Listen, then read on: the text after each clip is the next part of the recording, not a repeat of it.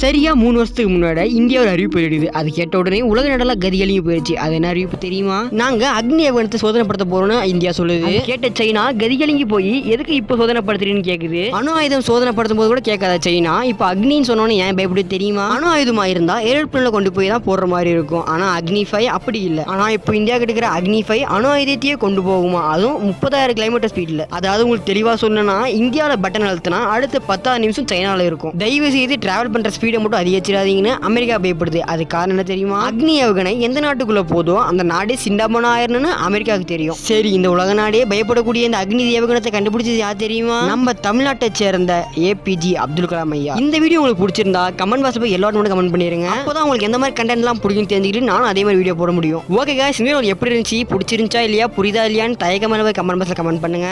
அப்பதான் நானும் என்னோட ஸ்கில்லை வளர்த்துக்க முடியும். ஓகே गाइस, இன்ஸ்டாகிராம்ல குல்லா திருச்சிட்டாங்க ஃபாலோ பண்ணிட்டு நம்ம சேனல் சப்ஸ்கிரைப் பண்ணிருங்க.